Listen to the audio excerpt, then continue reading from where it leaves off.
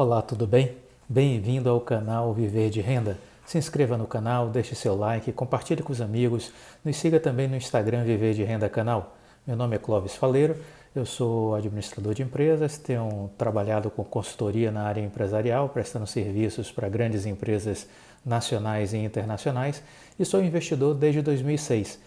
Esse canal, o Viver de Renda, eu criei exatamente com uma finalidade, com o propósito de compartilhar com vocês as minhas experiências enquanto investidor, as coisas que deram certo, as coisas que deram errado, porque deste modo entendo que eu posso, de alguma forma, estar contribuindo para que vocês possam avaliar melhor os seus investimentos, fazer melhores escolhas e conseguir melhores resultados.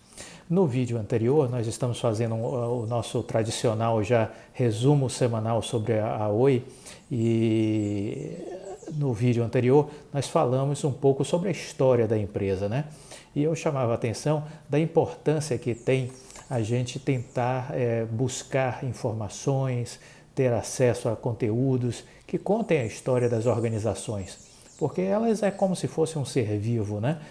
Então a gente precisa entender a sua evolução, as coisas que deram certo, as coisas que deram errado.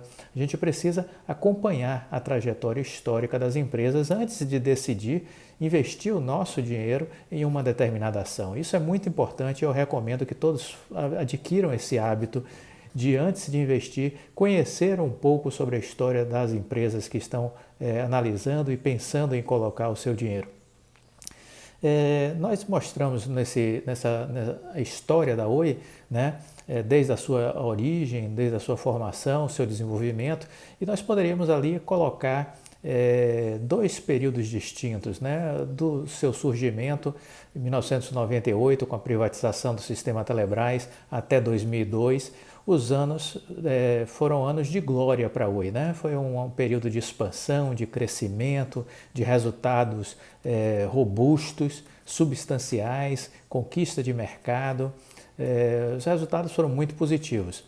Só que aí, a partir de 2002, começam os problemas da empresa, né? Então aí já é um segundo momento. De 98 a 2002, tudo perfeito, tudo bem, tudo funcionando das mil maravilhas. A partir de 2002 começam os problemas. E esses problemas estão associados exatamente a um momento onde a empresa começa a fazer investimentos, a se alavancar, se endividar para adquirir outros ativos, outras empresas. Então nós tivemos aí esse período a partir de 2002 que esse período é caracterizado pelas aquisições da Brasil Telecom e da Portugal Telecom. E com isso, nesse mesmo período, já durante o governo Lula, a empresa deixa de frequentar os cadernos de notícias econômicas, os sites especializados de notícias econômicas, e passa a ser figurinha frequente nas páginas e nos noticiários sobre política e sobre polícia, sempre associado com algum escândalo, com alguma suspeita, doação de dinheiro aporte de dinheiro na empresa do filho do presidente Lula, que começou em 5 milhões, investigações mais recentes da Lava Jato falaram em mais de 10 milhões de reais de aportes da Oi na empresa do filho do ex-presidente Lula. E aí tem suspeitas na negociação com a Brasil Telecom de favorecimento a políticos em Portugal, favorecimento a políticos aqui, envolvimento do ex-ministro José Dirceu nessas transações. Tudo isso fez com que a Oi virasse uma figurinha assídua das notícias envolvendo suspeitas, ilicitudes, coisas que não deveriam fazer parte vamos dizer assim, das principais notícias em relação a uma empresa, né? E aí a gente vê também que entre 1998 e 2016, chegando até mais recente, a Oi teve 11 presidentes diferentes, então 11 gestões diferentes, 11 formas de ver a empresa diferente, 11 caminhos diferentes. Então, isso evidencia uma falta de rumo que a empresa começou a vivenciar, né, como uma coisa normal, como uma coisa frequente. Nesse mesmo período também destacaram-se as constantes brigas entre os sócios entre os investidores, entre os entes privados e públicos. Tudo isso cria um ambiente conturbado e explica muito do porquê a empresa, que começou muito bem, teve 4 anos de excelentes resultados e depois começou a descer a ladeira de forma acelerada e progressiva. Em 2016, em junho de 2016, com uma dívida de 65 bilhões de reais, a Oi finalmente bate as portas da Justiça e entra com um pedido de recuperação judicial, que foi homologada em janeiro de 2018. Esse pedido foi para tentar se proteger contra eventuais pedidos de falência feitos pelos credores, pelos fornecedores da empresa.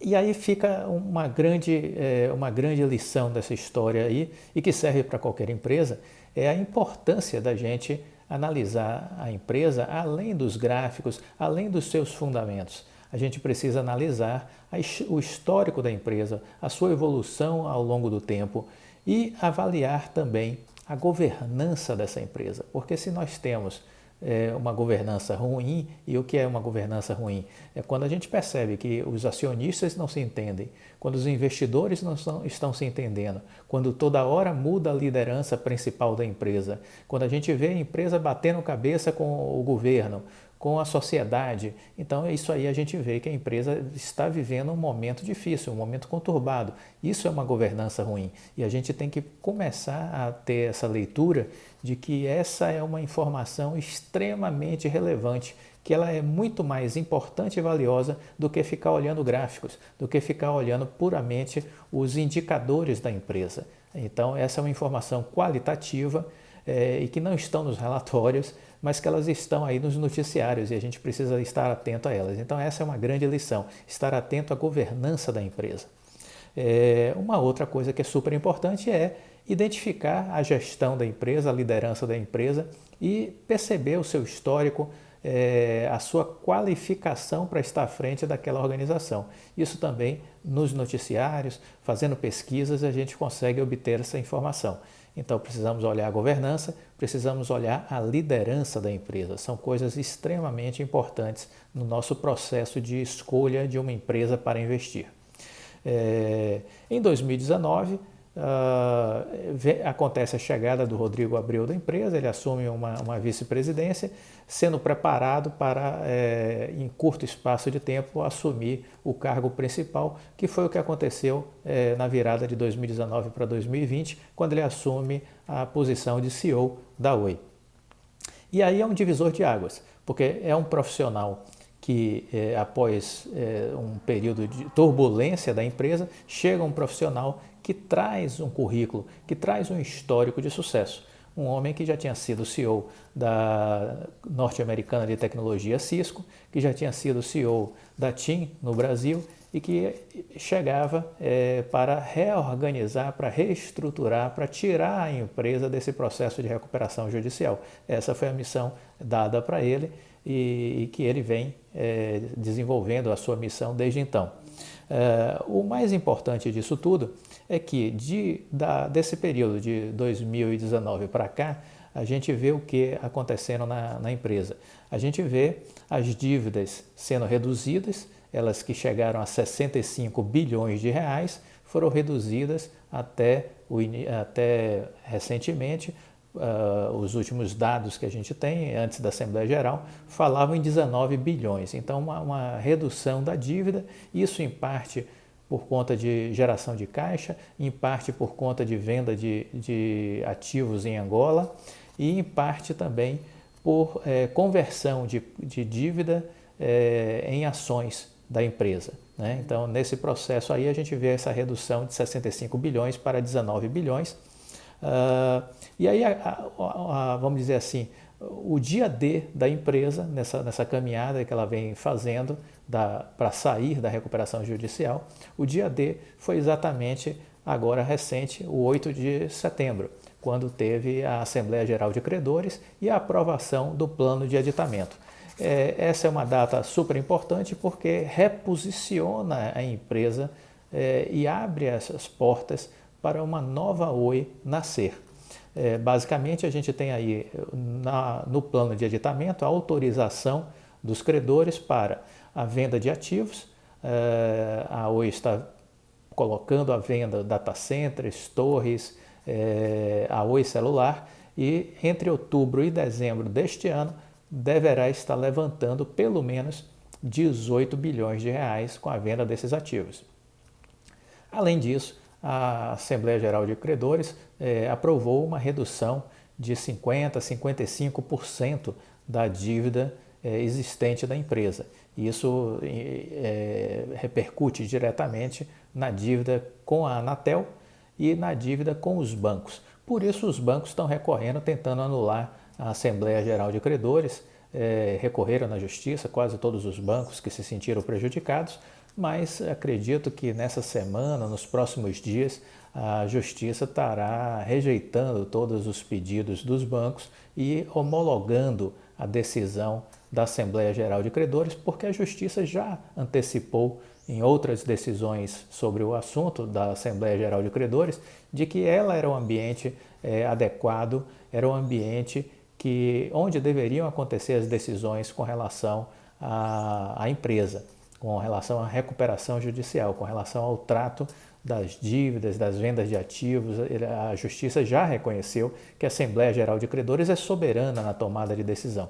E como a Assembleia Geral de Credores foi ampla, teve uma vitória esmagadora, uma adesão esmagadora dos credores com relação à proposta do plano de aditamento, tudo indica que a Justiça vai recusar os pedidos dos bancos e vai homologar, se não essa semana, na próxima, a decisão dos credores com relação à aprovação do plano de aditamento. Isso é líquido e certo, não há por que ter nenhum tipo de temor com relação à decisão judicial. Qual vai ser? Vai ser essa, é simples assim. E aí também, nessa Assembleia, ficou definido que foi referendado, na verdade, o foco da empresa em fibra ótica, sendo esse o futuro da Oi, né? A expansão de uma rede de fibra ótica que a proposta, o planejamento apresentado pela Oi assumir o compromisso de ser o segundo maior projeto de expansão de fibra ótica do mundo, ficando apenas atrás dos projetos que estão em curso na China. E esse projeto de fibra ótica, essa área de fibra ótica, vai ser criada uma empresa e que isso vai estar sendo definido mediante um leilão para escolha do sócio no primeiro trimestre de 2021, que também vai representar um aporte na Oi da ordem aí de 13 bilhões pelo menos. Mais 13 bilhões de reais vão estar entrando aí no caixa da Oi. Então, o que é que a gente conclui nesse processo, nesse case? A gente conclui que está nascendo uma nova empresa. Então, algumas pessoas me perguntam, vale a pena investir numa empresa em recuperação judicial? Isso vale para qualquer empresa, vale a pena? Olha, você precisa analisar o que está acontecendo, né? Existem empresas que entram em recuperação judicial e que não vão sair, né? Existem empresas que vão ser liquidadas na recuperação judicial. Existem empresas que, de repente, num processo de recuperação judicial, poderão ser adquiridas por outras, entendeu? Ou fatiadas, enfim. O que é que a gente precisa? A gente precisa acompanhar o que está acontecendo.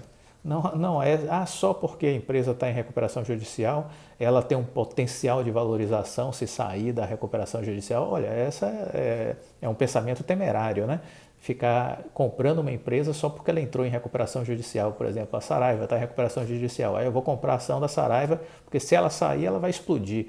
Aí você começa a fazer da bolsa um cassino, um jogo, uma loteria, né? Não, você precisa observar o que está acontecendo em relação àquela recuperação judicial, tem que ver o que é que está a direção da empresa, para que caminho ela está tomando, o que é que ela está fazendo, quais são a sua visão de longo prazo, tudo isso tem que ser analisado.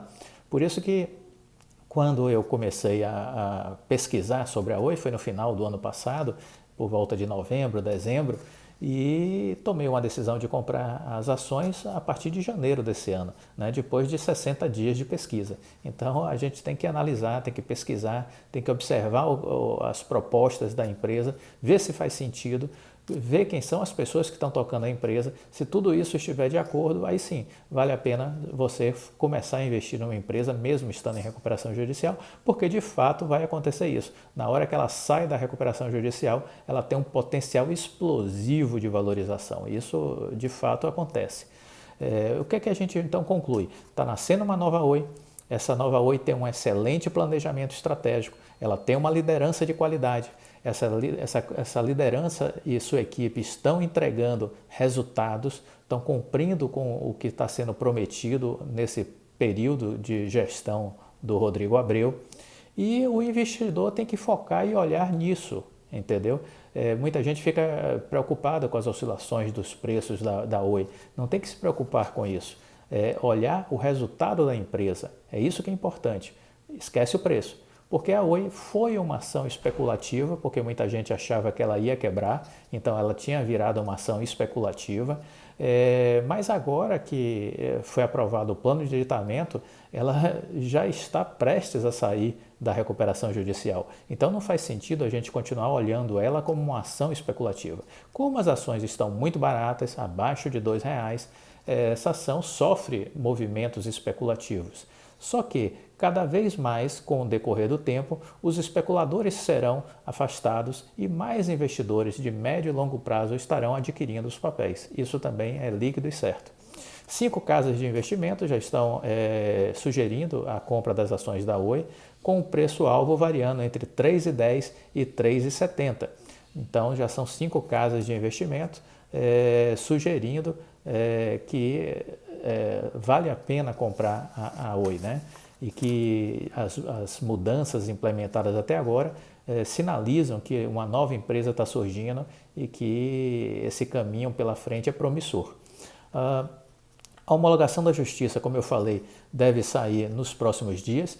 Esse final dessa semana agora surgiu um novo componente que deve inclusive precipitar uma posição da justiça nos próximos dias, que é justamente um posicionamento do Ministério Público do Rio de Janeiro, que solicitou à Justiça que o plano de recuperação seja encerrado em até 12 meses da homologação do plano de aditamento.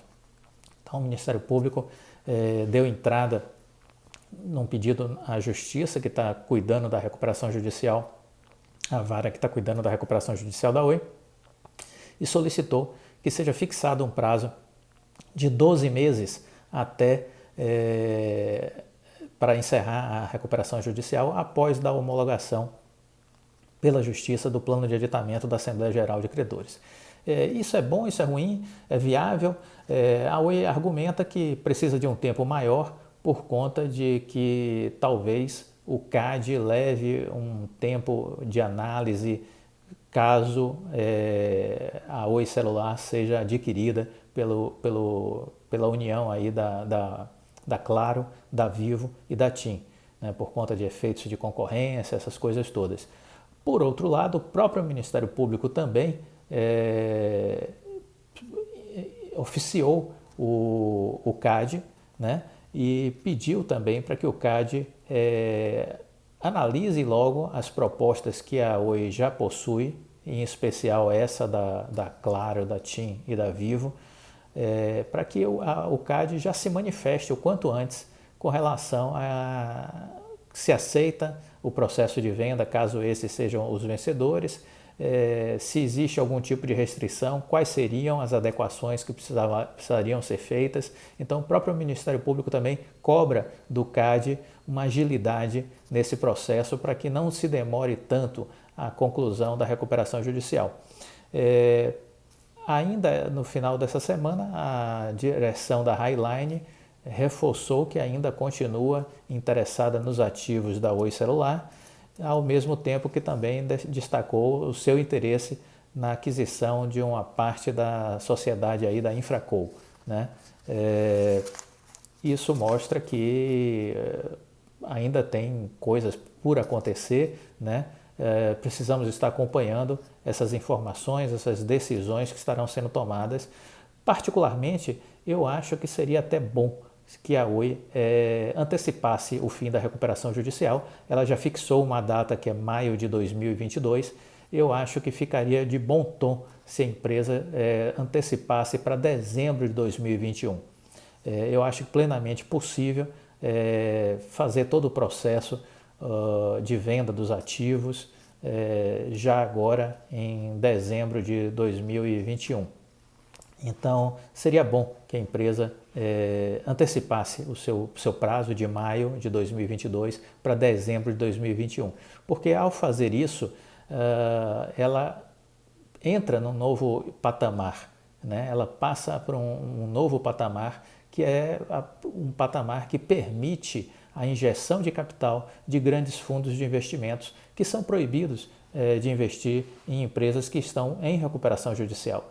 Então, eu vejo como benéfica a antecipação da saída da recuperação judicial da Oi. Ela fixou para maio de 2022 e eu faço votos que o Rodrigo Abreu reveja essa data e que antecipe para dezembro de 2021. Seria uma data que permitiria a gente já iniciar 2022, ou seja, daqui a praticamente um ano, iniciar um novo estágio de investimento na empresa com o aporte de fundos de investimentos, fundos de infraestrutura, fundos de pensão, que passariam a poder alocar recursos na empresa. E com isso você vai afastando definitivamente os especuladores, as ações começam a valorizar cada vez mais com a chegada de grandes players, fazendo investimentos robustos, né? E isso é bom para todo mundo, é bom para quem está investindo no longo prazo, né? Vale dizer ainda que a Oi, no mês de julho, né, apresentou um caixa de 5,639 bilhões, é o caixa líquido da empresa. Os resultados estão vindo positivos, as expectativas são positivas para o segundo semestre. A rede de fibra hoje está passando por 6,7 milhões de residências no Brasil, são hoje 1,3 milhões de clientes e para 2020 espera-se até o final desse ano ter 2 milhões de clientes conectados. Esses são os dados divulgados pela própria empresa, com um faturamento anual de 2 bilhões de reais para esse ano de 2020. Para 2021, o planejamento da empresa está programando uma meta de 3,5 milhões de clientes conectados e um faturamento anual de 3,6 bilhões de reais. Uma nova Oi está em campo, uma nova empresa bem administrada, bem estruturada e que, com a saída desse processo de recuperação judicial, definitivamente aí começa a trilhar uma estrada muito promissora para ela, para os seus acionistas e para todos aqueles que estão investindo nas ações da Oi. Esse era o resumo semanal, essa era a tônica do que a gente queria passar para vocês. Não esqueça de deixar o like, por favor, porque isso mostra que vocês estão gostando dos conteúdos, das informações. Compartilhe com os amigos, ajude o canal a crescer. Nos siga no Instagram também, o Viver de Renda Canal, e se inscreva, né, para sempre receber notificações de novos vídeos. Bom final de semana e até a próxima. Tchau!